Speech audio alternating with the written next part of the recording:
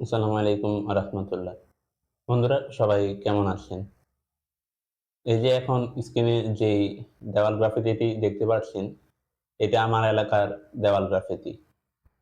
এখানে বলা হয়েছে যে ধর্ম যার যার দেশটা সবার। এর আগে ওই ফ্যাসিস্টটা যেটা বলেছিল যে ধর্ম যার যার উৎসব সবার, সেটা নিয়ে অনেক মতবিরোধ ছিল। কিন্তু আপনারা এখন যেটা স্ক্রিনে দেখতে পাচ্ছেন, এটা নিয়ে কারো মতবিরোধ থাকার কথা না। ধর্ম যার যার দেশটার সবার। বন্ধুরা, এই দেওয়াল গ্রাফিতির মাধ্যমে মূলত বৈষম্যহীন বাংলাদেশের চিত্র তুলে ধরা হয়েছে। যে বা যারা এই দেওয়াল গ্রাফিতিটি এঁকেছেন, তাদের আমি অন্তরস্থল থেকে তাদেরকে সেলুট এবং ভালোবাসা জানাচ্ছি। মানুষে মানুষে কোনো বৈষম্য থাকতে পারে না।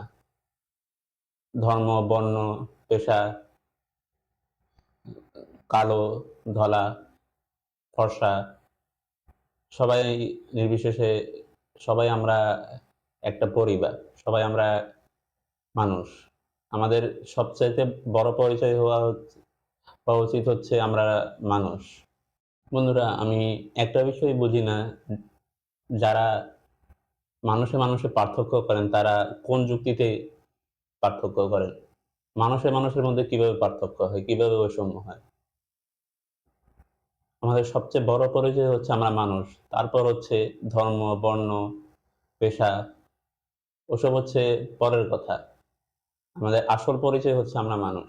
ছোটবেলায় আমরা একটা কবিতা পড়েছিলাম, যে কবিতাটা ছিল এরকম, আমার যদিও পুরোপুরি মনে নেই। কালো আর ধলা বাইরে কেবল ভিতরের সবাই সমান রাঙায়। কালো আর ধলা বাহিরে কেবল ভিতরের সবাই সমান রাঙায়। বন্ধুরা, এই কবিতাটি ইয়া কার কবিতা সেটা আপনারা কমেন্টে একটু লিখে দিয়ে যান। এখানেও এই কবি বৈষম্যের কথা বলেছেন। অর্থাৎ মানুষে মানুষে কখনো পার্থক্য হতে পারে না। বন্ধুরা, আমি যতটুকু জানি ইসলাম ধর্ম সহ প্রত্যেকটি ধর্মে মানুষে মানুষের সৌহার্দ্যপূর্ণ সম্পর্কের কথা বলা হয়েছে। মানুষে মানুষে বন্ধুত্বের কথা বলা হয়েছে। পৃথিবীর কোনো ধর্মেই কোনো জায়গাতেই মানুষে মানুষের দ্বন্দ্বের কথা বলা হয়নি, বা মানুষে মানুষে একে অপরকে হিংসার কথা বলা হয়নি।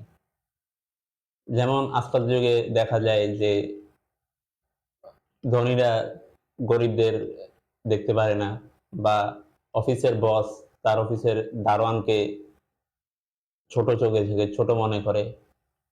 এরকম আরো অনেক উদাহরণ দেওয়া যেতে পারে। যেমন মনে করুন, আমাদের বাসায় যে খালারা কাজ করে বা কাজের বুয়ারা কাজ করে, তাদেরকে আমরা ছোট চোখে দেখি, যেটা মোটেই উচিত নয়। এই যে বর্তমান মহামান্য উপদেষ্টা ডক্টর ইউনূস স্যারও বলেছেন যে জাতি, ধর্ম, বর্ণ নির্বিশেষে সবাই আমরা একটি পরিবার, একটি পরিবারের মতো। বৈষম্যহীন বাংলাদেশের জন্যই তো এত রক্ত ঝরেছে রাজপথে। মানুষে মানুষে বৈষম্য থাকাটা একেবারেই উচিত না। ওই ফ্যাসিস্টটা থাকাকালে মানুষে মানুষের পার্থক্য তৈরি করেছিল। ধনী গরিবের মাঝে, ছোট বড় পেশার মাঝে পার্থক্য তৈরি করেছিল। তার জন্য হয়তো ওই ফ্যাসিস্টটার পতন হয়েছে। বন্ধুরা, মানুষে মানুষে কোনো বৈষম্য নয়। সবার হাত কাটলে কিন্তু লাল রক্তই বেরোবে। একজন হিন্দু ভাইয়ের বা হিন্দু বোনের যদি হাত কাটে, সেটাও লাল রক্তই বেরোবে। একজন মুসলিমের হাত কাটলে সেখানেও লাল রক্তই বেরোবে। এই কবিতাতে মূলত সেটাই উল্লেখ করা হয়েছে যে কালো আর ধলা বাইরে কেবল ভিতরের সময় সমান রাঙা। তাহলে আমরা কেন মানুষে মানুষে পার্থক্য করব? বন্ধুরা, জাতি, ধর্ম, বর্ণ, পেশা সব ক্ষেত্রে আমাদের আসল পরিচয় হওয়া উচিত আমরা মানুষ। তারপর অন্য কিছু।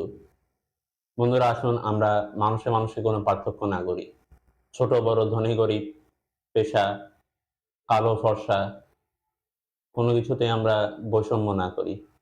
একটি বৈষম্যহীন বাংলাদেশ আমরা গড়ে তুলি। ভিডিওটি এখানেই শেষ করছি। কেমন লাগলো ভিডিওটি অবশ্যই কমেন্ট করে জানাবেন। আর ইউটিউব চ্যানেলে সাবস্ক্রাইব এবং ফেসবুক পেজে ফলো করতে ভুলবেন না।